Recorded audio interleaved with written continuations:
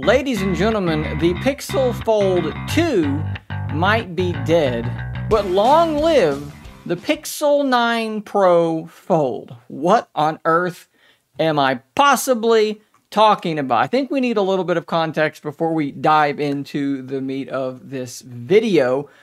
Not that long ago, there were reports swirling that Google was not going to be releasing two variants of the Pixel 9 devices. No, instead, there would be a Pixel 9, a Pixel 9 Pro, and perhaps a Pixel 9 Pro XL. Well, today, we can apparently add a fourth model to that lineup, the aforementioned Pixel 9 Pro Fold. That is an absolute mouthful of a name. Now, normally I would try and talk around this and add some additional context and tell you what I think before I really jump into it, but we're not going to do that. We're just going to show the article. This is from, again, Camilla Wojciechowska. They've been extremely reliable when it comes to specifically these Google Pixel leaks, and you can see the headline there. Pixel 9 Pro Fold could be the name of Google's next foldable, not the Fold 2.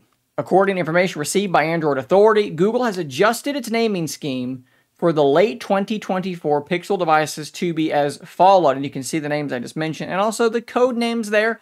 Comet being the code name, apparently, for the Pixel Fold 2. Now the Pixel 9 Pro Fold, which I am going to have a really hard time remembering to say properly. But it is worth mentioning in this paragraph down here, Camilla says that Comet was referred to as the Fold 2 internally until relatively recently. So it's possible that Pixel 9 Pro Fold won't be the final name. But I think the fact that they're playing with this name alongside some other bits of rumor, like the Tensor G4 being the processor for this Pixel Fold 2, as well as the radical redesign that we have seen in renders, CAD-based renders of the Fold 2. I think it kind of points us in the same direction, that the Pixel Fold 2 will be launching alongside the Pixel 9 devices, rather than this, what would it be, I guess early summer, late spring. It will be probably in the fall. Now, personally, I am of two minds about this. Let's talk about both of these possible ways to look at this. So let's look at on the positive side, the reason why maybe you would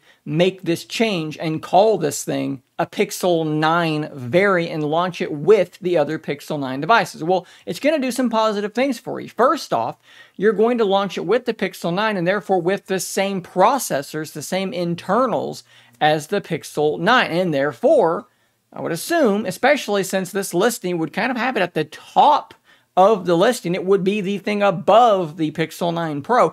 You're going to get all of the Pro features, all of the features for the Pixel Fold 2. That's a really big deal when you think about the Pixel Fold launching with the G2 and then the Pixel 8 launching with the G3 just a few months later. It was immediately a device that felt like it was old and it was missing those Pixel 8 features. So again, you paid $1,800 for this thing, and only, 6 months later, probably less than that, something like 4 or 5 months later, you feel like you have the old device that's missing features. If they do this, it's the top Pixel 9. You're going to be missing nothing for an entire year until presumably the next set of flagships are released. Now, on the other side of this, though, I thought I was of two minds. The other mind is that, man, that is beginning to get very, very crowded. You're launching 4 phones all at the same time?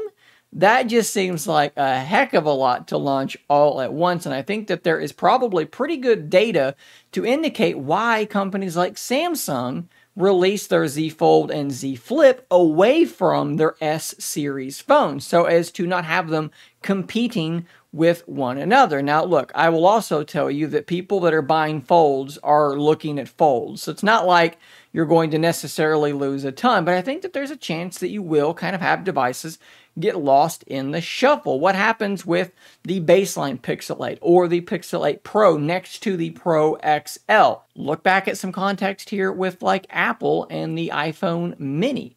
It kind of got lost in the shuffle and nobody bought it, even though people called for it, said they wanted it. They didn't buy it in the end. If you're launching 4 Pixels all at once and you don't have as many customers buying Pixels as Samsung or Apple, it seems to me like something's got to give there. Still, I do think that moving the Pixel Fold in with the Pixel 9 devices is probably the right thing to do, because not only from a literal, like, objective perspective of this thing having the same level hardware as the other flagships, there's also that perceptional thing where launching it in that mid-tier, or in the middle of the year is what I'm meaning to say, not mid-tier. It does make it feel like this isolated thing, like here's the flagships and then here's the Fold. And we already know there's this perception that the Pixel Fold has been abandoned and left behind, despite the fact that I've talked about this a million times. It's received more updates than any foldable device in that same amount of time. It's not been abandoned. It's gotten a ton of new features. It's gotten a lot better over time, better battery. The camera's been improved quite a bit as well, at least from what I can tell. New features, betas. You can run Android 15 on it already. It's not been abandoned. But that perception is extraordinarily strong, right? So the lack of communication that they've had, and the fact it's running the lower end hardware, or at least the same hardware as the Pixel 7 when the Pixel 8 is on the market, all of these things sort of conspire to work against the Pixel Fold. Launching it as a Pixel 9 Pro Fold, which is too many words, maybe you just call it the Pixel 9 Fold, I don't know.